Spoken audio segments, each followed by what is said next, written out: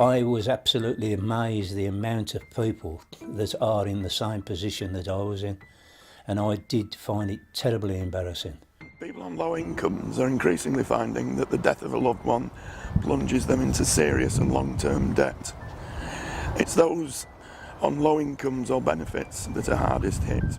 My wife died on the 29th of January this year, and I knew I hadn't got a great deal, but when I checked on it, the endowment I'd got for her, which was almost up anyway, was only half of what the funeral costs were.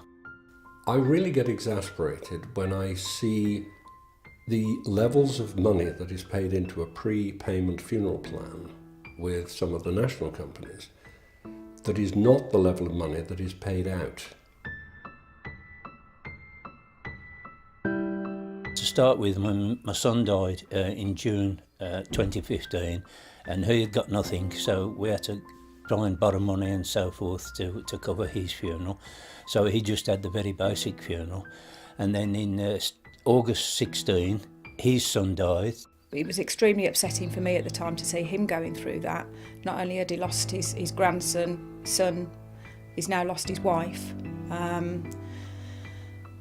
So yeah, I just thought, what could I do to try and help?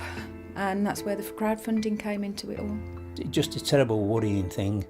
And luckily I didn't realise what good friends I've got round me.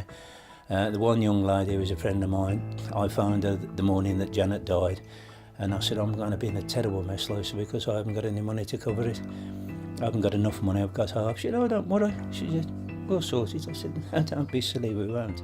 I investigated a few of the crowdfunding pages and went for the Just Giving. And in the finish I ended up with 2,300, which I thought was absolutely fantastic. Well, I think there obviously are a number of families where it's very hard to pay for the funeral, but there's obviously a certain number where it's a real crisis. I've got somebody who actually comes to the church here now who's trying to organise his next door neighbour's funeral. It's very interesting. They themselves have got no money, and somehow they're trying to step up to be the effective family for this neighbour and friend.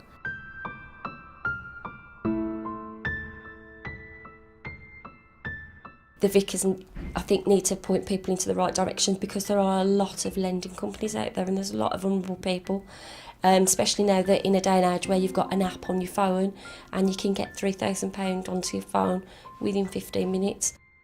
As it happens, we've got a parish charity and we've twice made grants to people in that situation. We've been pleased to do that, but we've given perhaps £300 or £400, I think.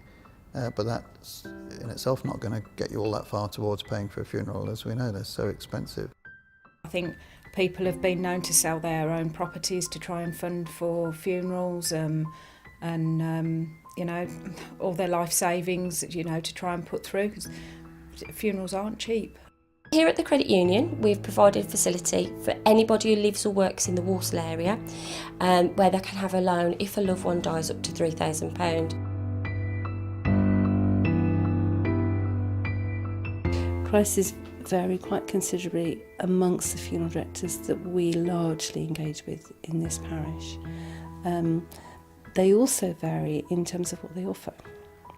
We decided to join the Fair Funerals Pledge because it openly shows what the likely costs are going to be.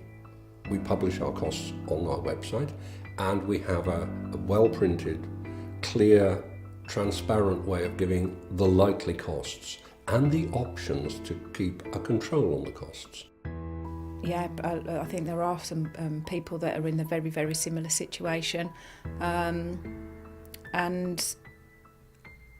I think, you know, if we can help in any way at all, that, you know, through Just Giving or crowdfunding, I'm sure the community would try and pull together.